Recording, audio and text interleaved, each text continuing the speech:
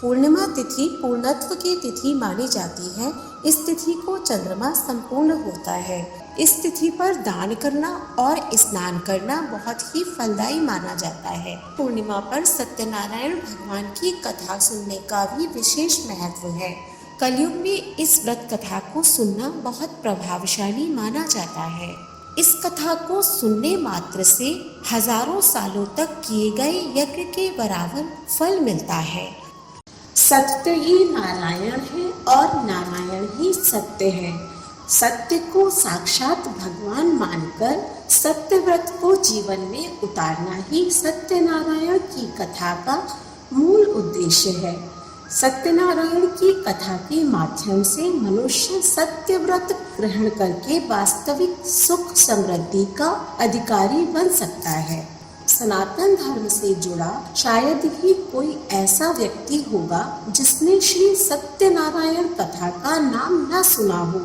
स्कंद पुराण के मुताबिक भगवान सत्यनारायण श्री हरि विष्णु का ही दूसरा रूप है। इस कथा की महिमा को भगवान सत्यनारायण ने अपने मुख से देवर्षि नारद को बताया है। पूर्णिमा के दिन इस कथा को सुनने का विशेष महत्व है। कलयुग में इस व्रत कथा को सुनना बहुत प्रभावशाली माना गया है। जो लोग पूर्णिमा के दिन कथा नहीं सुन पाते हैं, वे कम से कम भगवान सत्यनारायण भगवान का मन में ध्यान कर लें, उससे विशेष फल की प्राप्ति होती है। तो आइए हम भी सुनते हैं श्री सत्यनारायण भगवान की कथा। नमस्कार, स्वागत है आपका सनातन ज्ञान और संस्कार चैनल पे। बोलिए सत्यनारायण भगवान की जय, लक्ष्मी नारायण भगवान की जय। सत्यनारायण व्रत कथा का संदर्भ यह है कि पुराकाल में सौनकादि ऋषि नैमिषारण्य स्थित महर्षि सूत के आश्रम पर पहुँचे। महर्षि सूत से प्रश्न करते हुए ऋषिगण पूछते हैं कि लौकिक कष्ट मुक्ति, सांसारिक दुखों व कष्टों से मुक्ति पाने के लिए सरल उपाय क्या है। महर्षि सूत जी सौनकादि ऋषियों को बताते हैं कि यही प्रश्न नारद मुनि ने भगवान विष्णु से किया था और भगवान विष्णु ने नारद मुनि को सांसारिक दुखों से मुक्ति का सरल उपाय बताते हुए कहा कि इसका एक ही सरल उपाय है, वह है सत्यनारायण भगवान का व्रत। भगवान विष्णु ने सत्यनारायण का अर्थ सत्याचरण, सत्याग्रह, सत्यनिष्ठा बताया है। इस संसार में सुख और समृद्धि की प्राप्ति सत्याचरण द्वारा की जा सकती है अथवा सत्य ही ईश्वर को पाने का सर्वोत्तम मार्ग है। कथा इस प्रकार है। प्रथम अध्याय। एक बार नारद जी भगवान श्री हरि विष्णु के पास जाते हैं और उनकी स्तुति करने लगे। यह देखकर श्री हरि विष्णु बोले, ये भक्त आप किस प्रयोजन से यहाँ आए हैं? आपके मन में क्या है, मुझे बताइए। नारद मुनि बोले, प्रभु, मृत्युलोक में अपने अपने पाप कर्मों द्वारा विभिन्न योनियों में जन्म लेने वाले सभी जीव जंतु, इंसान सभी किसी न किसी प्रकार के दुख व शारीरिक मानसिक पीड़ा से ग्रस्त है। भगवान, सभी कष्टों से मुक्ति पाने का कोई छोटा उपाय बताइए, मैं सुनना चाहता हूँ। श्री हरि विष्णु भगवान ने कहा, वत्स, संसार के भले के लिए आपने बहुत अच्छी बात की है, इसीलिए मैं आपको इसका उपाय बताऊंगा। इस व्रत को करने से व्यक्ति मोह माया से मुक्ति पा सकता है, तो इसे ध्यान से सुनिए। भगवान सत्यनारायण का स्वर्ग और मृत्यु लोक में एक महान पुण्यप्रद व्रत है। आपके स्नेह के कारण मैं इसे कह रहा हूँ। विधि विधान से भगवान सत्यनारायण व्रत करके मनुष्य शीघ्र ही सुख समृद्धि प्राप्त कर मृत्यु के बाद परलोक में मोक्ष को प्राप्त कर सकता है। भगवान विष्णु की बातें सुनकर नारद मुनि बोले, प्रभु, इस व्रत को करने का क्या फल मिलता है, इसका विधान क्या है तथा इस व्रत को किसने किया है, यह सब विस्तार पूर्वक बताइए, मेरी सुनने की इच्छा है। श्री हरि विष्णु ने कहा, यह सत्यनारायण व्रत दुख, शारीरिक मानसिक शोक आदि का शमन करने वाला है, धन्य धान में वृद्धि करने वाला है और सौभाग्य को अखंड करता है। संतान प्राप्ति के लिए भी इस व्रत को किया जाता है। भक्ति और श्रद्धा से बंधु बांधवों के साथ धर्म में तत्पर होकर सायंकाल के समय भगवान सत्यनारायण की पूजा आराधना करें। नैवेद्य में उत्तम कोटि के भोज्य पदार्थ सवा मात्रा में अर्पित करना चाहिए तथा भोग का प्रसाद बनाने के लिए केले का फल, घी, दूध, साठी, गेहूं या चावल का आटा और शक्कर, गुड़ लेकर इन सभी को एकत्रित कर सवाया मात्रा में भगवान का भोग लगाना चाहिए तथा पूजा के बाद सब लोगों में विस्तृत करना चाहिए। सत्यनारायण भगवान की कथा सुनने के बाद सामर्थ्य अनुसार ब्राह्मणों को दक्षिणा देनी चाहिए और बंधु बांधवों व ब्राह्मणों को भोजन कराना चाहिए। कलयुग में यह सबसे छोटा सा उपाय है। श्रीमन नारायण नारायण नारायण। सत्यनारायण व्रत कथा का दूसरा अध्याय। श्री सूत जी बोले, हे प्रभु, अब मैं पुनः पूर्व काल में जिसने इस सत्यनारायण व्रत को किया था उसे भली भांति विस्तार पूर्वक कहूँगा। रमणीय काशी नामक नगर में कोई अत्यंत निर्धन ब्राह्मण रहता था। भूख और प्यास से व्याकुल होकर वह प्रतिदिन पृथ्वी पर भटकता रहता था। ब्राह्मण प्रिय भगवान ने उस दुखी ब्राह्मण को देखकर वृद्ध ब्राह्मण का रूप धारण कर उस द्विज से आदर पूर्वक पूछा, हे विप्र, प्रतिदिन अत्यंत दुखी होकर तुम किस लिए पृथ्वी पर भ्रमण करते रहते हो? हे द्विज श्रेष्ठ, यह सब बतलाओ, मैं सुनना चाहता हूँ। ब्राह्मण बोले, प्रभु, मैं अत्यंत दरिद्र ब्राह्मण हूँ और भिक्षा के लिए पृथ्वी पर घूमा करता हूँ। यदि मेरी इस दरिद्रता को दूर करने का आप कोई उपाय जानते हो तो कृपा करके बतलाइए। वृद्ध ब्राह्मण बोले, हे ब्राह्मण देव, सत्यनारायण भगवान विष्णु अभीष्ट फल को देने वाले हैं।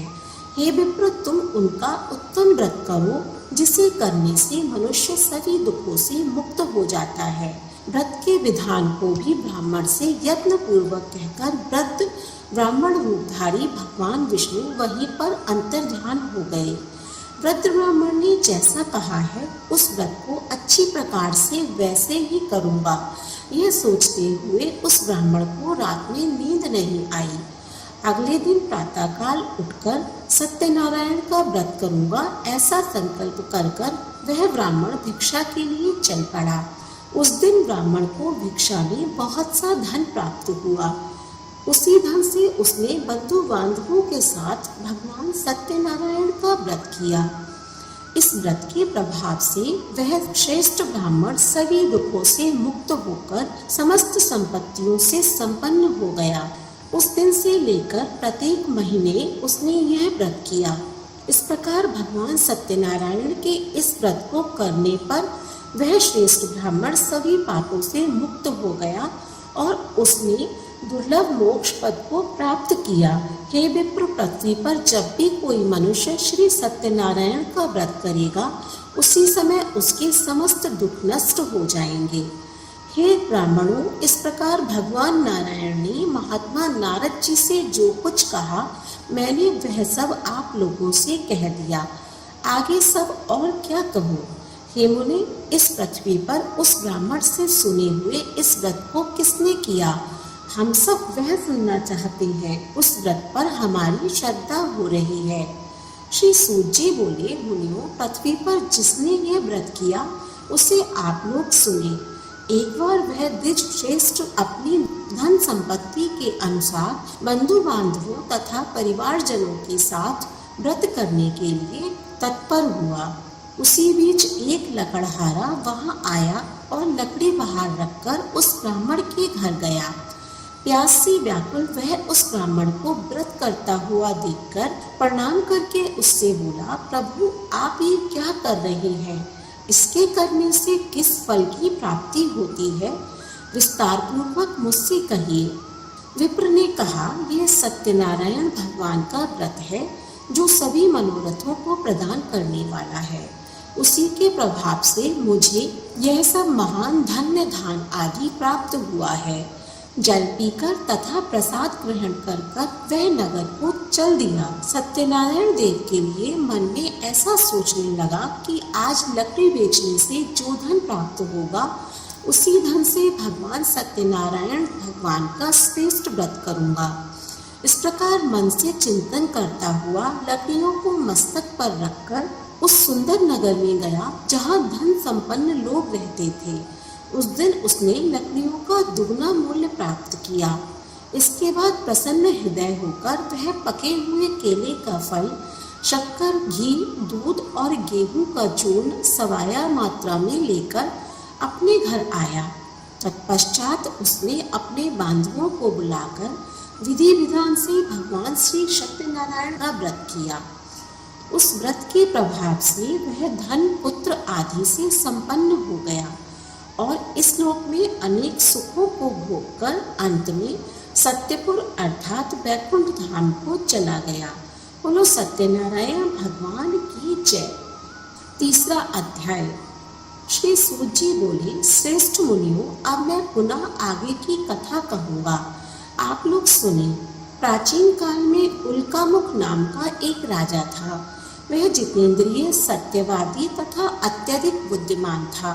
वह विद्वान राजा प्रतिदिन देवालय जाता और ब्राह्मणों को धन देकर संतुष्ट करता था। कमल के समान मुख वाली उसकी पत्नी शील, विनम्र एवं सौंदर्य आदि गुणों से संपन्न तथा पतिपरायण थी। राजा एक दिन अपनी धर्मपत्नी के साथ भद्रशिला नदी के तट पर श्री सत्यनारायण का व्रत कर रहे थे। उसी समय व्यापार के लिए अनेक प्रकार की धनराशि से संपन्न एक साधु नाम का वनिया वहां आया। भद्रशिला नदी के तट पर नाव को स्थापित कर वह राजा के समीप गया और राजा को उस व्रत में दीक्षित देखकर विनम्र पूर्वक पूछने लगा, राजन, आप भक्ति युक्त चित्त से ये क्या कर रहे हैं? कृपा करके मुझे बतलाइए, इस सबको मैं सुनना चाहता हूँ। राजा बोले, हे साधु, पुत्र आदि की प्राप्ति की कामना से अपने बंधु बांधवों के साथ मैं अतुल तेज संपन्न भगवान विष्णु का व्रत एवं पूजन कर रहा हूँ। राजा की बात सुनकर साधु ने आदर पूर्वक कहा, राजन, इस विषय में आप मुझे सब कुछ विस्तार से बतलाइए। आपकी कथा अनुसार मैं व्रत एवं पूजन करूँगा। मुझे भी संतान नहीं है, इससे अवश्य ही संतान प्राप्ति होगी। ऐसा विचार कर व्यापार से निवृत्त हो आनंद पूर्वक अपने घर आया। उसने अपनी भार्या से संतति प्रदान करने वाले इस सत्य व्रत को विस्तार पूर्वक बताया तथा कहा, जब मुझे संतान प्राप्त होगी तब मैं भी इस व्रत को करूँगा। इस प्रकार उस साधु ने अपनी भार्या लीलावती से कहा। एक दिन उसकी स्त्री लीलावती पति के साथ आनंदित होकर, धर्मपरायण होकर भगवान श्री सत्यनारायण भगवान की कृपा से गर्भवती हो गई। 10वें महीने में उससे कन्या रत्न की उत्पत्ति हुई और वह शुक्ल पक्ष के चंद्रमा की भांति दिन प्रतिदिन बढ़ने लगी। उस कन्या का नाम कलावती रखा गया। इसके बाद एक दिन लीलावती ने मीठे वचनों में अपने पति से कहा कि आप पूर्व में संकल्पित श्री सत्यनारायण के व्रत को क्यों नहीं कर रहे हैं? साधु बोले, हे प्रिय, इसके विवाह के समय व्रत करूँगा। इस प्रकार अपनी पत्नी को आश्वासन देकर वह व्यापार करने के लिए नगर की ओर चले गए। इधर कन्या कलावती पितृगृह में वृद्धि को प्राप्त हुई। तदंतर धर्मज्ञ साधु ने नगर में सखियों के साथ क्रीड़ा करती हुई अपनी कन्या को विवाह योग्य देखकर आपस में मंत्रणा करके कन्या विवाह के लिए श्रेष्ठ वर का अन्वेषण करो, ऐसा दूत से कहकर शीघ्र ही उसे भेज दिया। उनकी आज्ञा प्राप्त कर दूत कंचन नामक नगर में गए और वहां से एक बड़े पुत्र को लेकर आए। उस साधु ने उस बड़े पुत्र को सुंदर और गुणों से संपन्न देखकर अपनी जाति के लोगों तथा बंधु बांधवों के साथ संतुष्ट चित्त होकर विधि विधान से बड़े पुत्र के हाथ में कन्या का दान कर दिया। उस समय वह साधु बनिया दुर्भाग्यवश भगवान का वह उत्तम व्रत करना भूल गया। पूर्व संकल्प के अनुसार विवाह के समय में व्रत न करने के कारण भगवान उस पर रुष्ट हो गए। उस समय के पश्चात अपने व्यापार कर्म में कुशल वह साधु बनिया काल की प्रेरणा से अपने दामाद के साथ व्यापार करने के लिए समुद्र के समीप स्थित रत्नसारपुर नामक सुंदर नगर में गए और अपने श्री संपन्न दामाद के साथ व्यापार करने लगे। वहाँ दोनों ससुर जमाई व्यापार करने लगे। एक दिन भगवान सत्यनारायण की माया से एक चोर राजा के धन को चुराकर भागा जा रहा था, लेकिन पीछे से राजा के दूतों को आया हुआ देखकर उसने घबराकर धन को वहीं चुपचाप रख दिया जहां दोनों ससुर जमाई ठहरे हुए थे। राजा के सिपाहियों ने साधु वैश्य के पास राजा के धन को पड़ा हुआ देखा तो दोनों को बांधकर प्रसन्नता से दौड़ते हुए राजा के समीप जाकर बोले, यह दो चोर पकड़कर हम लाए हैं। राजा की आज्ञा से उन दोनों को कठिन कारावास में डाल दिया गया और उनका जितना भी धन था उसे छीन लिया गया। श्री सत्यनारायण भगवान के श्राप से साधु की पत्नी भी घर पर बहुत दुखी हुई। घर पर जो धन रखा था उसे चोर चुरा कर ले गए। शारीरिक तथा मानसिक पीड़ा, भूख प्यास से अति दुखी होकर अन्न की चिंता में कलावती एक ब्राह्मण के घर गई। वहाँ उसने श्री सत्यनारायण भगवान का व्रत होते देखा। फिर कथा सुनी और प्रसाद ग्रहण कर रात को घर वापस आई। माता ने कलावती से पूछा, पुत्री अब तक कहाँ रही, वह तेरे मन में क्या है? कलावती अपनी माता से कहने लगी, हे माता, मैंने एक ब्राह्मण के घर में श्री सत्यनारायण भगवान का व्रत होते देखा है। कन्या के वचन सुनकर लीलावती भगवान के पूजन की तैयारी करने लगी। लीलावती ने परिवार व बंधुओं सहित सत्यनारायण भगवान का पूजन किया और यह वर मांगा कि मेरे पति तथा दामाद शीघ्र घर वापस आ जाएं। साथ ही यह भी प्रार्थना की कि हम सबका अपराध क्षमा करें। श्री सत्यनारायण भगवान इस व्रत से संतुष्ट हो गए और राजा चंद्रकेतु को सपने में दर्शन देकर कहा कि राजन, उन दोनों वैश्यों को प्रातः ही छोड़ दे, नहीं तो तेरा सब धन, राज्य व संतान सभी को नष्ट कर दूंगा। राजा को यह सब कहकर भगवान अंतर ध्यान हो गए। प्रातःकाल सभा में राजा ने अपना सपना सुनाया। फिर दोनों बड़े पुत्रों को कैद से मुक्त कराकर सभा में लाए। दोनों ने आते ही राजा को नमस्कार किया। राजा मीठे वचनों में बोला, हे महानुभावों, भाग्यवश ऐसा कठिन दुख तुम्हें प्राप्त हुआ है, अब तुम्हें कोई भय नहीं है। ऐसा कहकर राजा ने उन दोनों को नए नए वस्त्राभूषण पहनाए और उनका जितना धन लिया था उससे दोगुना धन वापस कर दिया। दोनों वैश्य अपने घर को चल दिए। बोलिए सत्यनारायण भगवान की जय। चतुर्थ अध्याय। सूत जी बोले, वैश्य ने मंगलाचार कर अपनी यात्रा आरंभ कर दी और अपने नगर की ओर चल दिए। उनके थोड़ी दूर जाने पर ही दंडी वेशधारी श्री सत्यनारायण भगवान ने उनसे पूछा, हे साधु, तेरी नाव में क्या है? अभिमानी बड़ी खस्ता हुआ बोला, हे दंडी, आप क्यों पूछते हो? क्या धन लेने की इच्छा है? मेरी नाव में तो बेल पत्ते आदि भरे हुए हैं।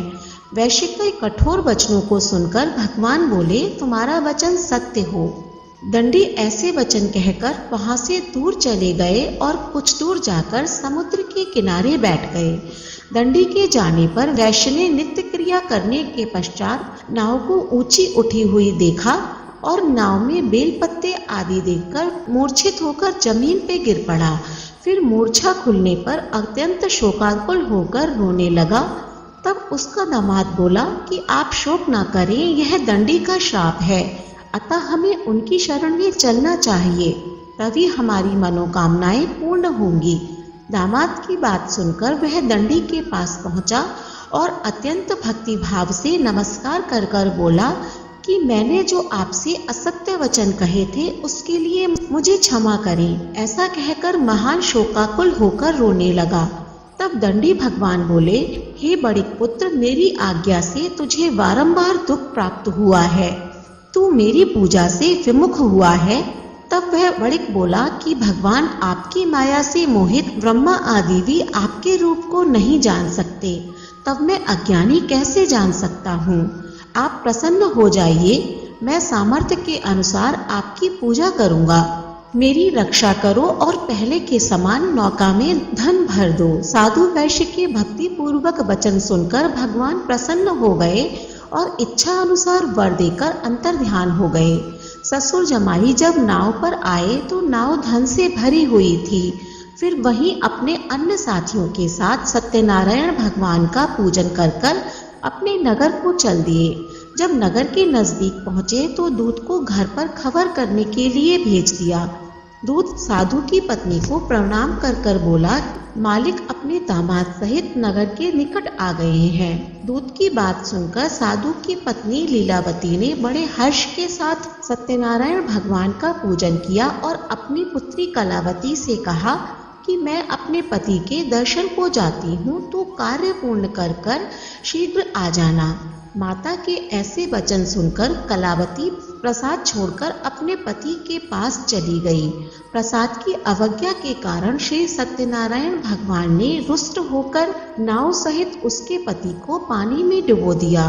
कलावती अपने पति को वहां न पाकर रोती हुई जमीन पर गिर पड़ी।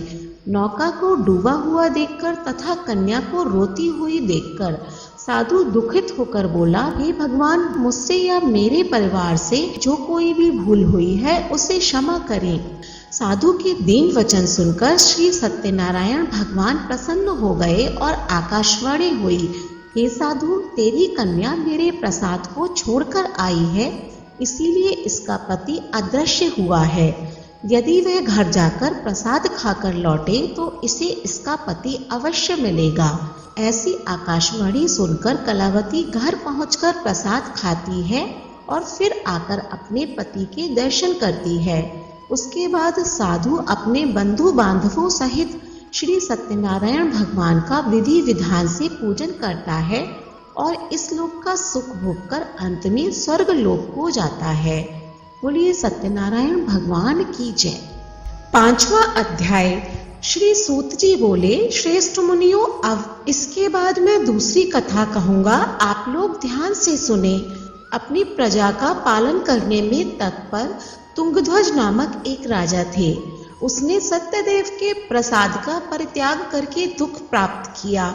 एक बार वन में जाकर बहुत से पशुओं को मारकर बट वृक्ष के नीचे आया। वहां उसने देखा कि गोपगण बंधु बांधवों के साथ संतुष्ट होकर भक्ति युक्त भगवान सत्यदेव की पूजा कर रहे हैं। राजा यह देखकर भी अहंकारवश ना तो वहां गया और ना ही उसने भगवान सत्यनारायण को प्रणाम किया। पूजन के बाद जब सभी गोपगण ने भगवान का प्रसाद राजा के समीप रखा तो वह उस प्रसाद को त्याग कर अपनी सुंदर नगरी में चला गया, जहां उसने अपना सब कुछ नष्ट पाया। राजा ने मन में यह निश्चय किया कि अवश्य ही भगवान सत्यनारायण ने हमारा नाश कर दिया है, इसीलिए मुझे वहां जाना चाहिए जहां श्री सत्यनारायण भगवान का पूजन हो रहा था। ऐसा मन में निश्चय करके वह राजा गोपगणों के समीप गया और गोपगणों के साथ भक्ति और श्रद्धा से युक्त होकर विधि पूर्वक भगवान सत्यदेव का पूजन किया। भगवान सत्यदेव की कृपा से फिर वह पुनः धन और पुत्रों से संपन्न हो गया। फिर इस लोक में सुख भोगकर अंत में सत्यपुर यानी वैकुंठ धाम को प्राप्त हुआ। श्री सूत जी कहते हैं, जो व्यक्ति इस परम दुर्लभ श्री सत्यनारायण भगवान के व्रत को करता है और पुण्यमयी तथा फल प्रदायिनी भगवान की कथा को भक्ति युक्त होकर सुनता है, उसे भगवान सत्यनारायण की कृपा से धन धान्य आदि की प्राप्ति होती है। दरिद्र धनवान हो जाता है, बंधन में पड़ा हुआ बंधन से मुक्त हो जाता है, डरा हुआ व्यक्ति भय मुक्त हो जाता है। यह बात सत्य है, इसमें कोई भी संशय नहीं है। इस लोक में वह सभी फलों को प्राप्त करके अंत में सत्यपुर वैकुंठ धाम को जाता है। हे ब्राह्मणों, इस प्रकार मैंने आप लोगों से भगवान सत्यनारायण के व्रत को कहा, जिसके करने से मनुष्य सभी दुखों से मुक्त हो जाता है। कलयुग में तो भगवान सत्यदेव की पूजा विशेष फल प्रदान करने वाली है। कलयुग में सनातन भगवान विष्णु ही सत्यव्रत रूप धारण करके सभी के मनोरथ पूर्ण करने वाले होंगे। हे श्रेष्ठ मुनियों, जो व्यक्ति नित्य भगवान सत्यनारायण की इस व्रत कथा को पढ़ता है, सुनता है, भगवान सत्यनारायण की कृपा से उसके सभी पाप नष्ट हो जाते हैं। हे मुनीश्वरों, पूर्व काल में जिन लोगों ने भगवान सत्यनारायण का व्रत किया था, उनके अगले जन्म का वृतांत सुनाता हूँ। महान सतानन नाम के ब्राह्मण सत्यनारायण व्रत करने के प्रभाव से दूसरे जन्म में सुदामा नामक ब्राह्मण हुए और उस जन्म में भगवान श्री कृष्ण का ध्यान करके उन्होंने मोक्ष प्राप्त किया। लकड़हारा भिल गुहों का राजा हुआ और अगले जन्म में उसने भगवान श्री राम की सेवा करके मोक्ष प्राप्त किया।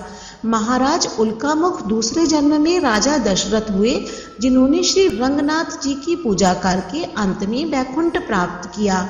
इसी प्रकार धार्मिक साधु पिछले जन्म के सत्यव्रत के प्रभाव से दूसरे जन्म में मोरध्वज नामक राजा हुए और उन्होंने आर्य से अपने पुत्र की आदि देह भगवान विष्णु को अर्पित करके मोक्ष को प्राप्त किया।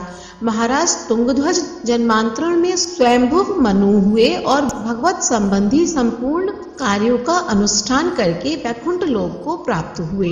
जो गोपगण थे वे सब जन्मांतर में ब्रजमंडल में निवास करने वाले गोप हुए और सभी राक्षसों का संहार करके उन्होंने भी भगवान का शाश्वत धाम गोलोक प्राप्त किया। बोलिए सत्यनारायण भगवान की जय। श्री सत्यनारायण व्रत से हमें यह शिक्षा मिलती है कि सत्य रूप ब्रह्म जीवात्मा रूप में हमारे अंदर विद्यमान है। हम सब सत्य के ही स्वरूप हैं, पर माया के वश में आकर नष्ट होने वाली वस्तुओं को संग्रह करने की सोचकर संसार में मग्न हो रहे हैं।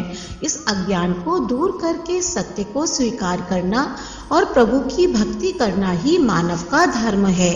यही सत्यनारायण व्रत की कथा का सार है।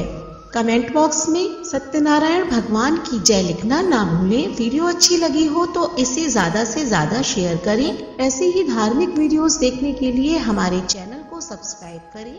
धन्यवाद।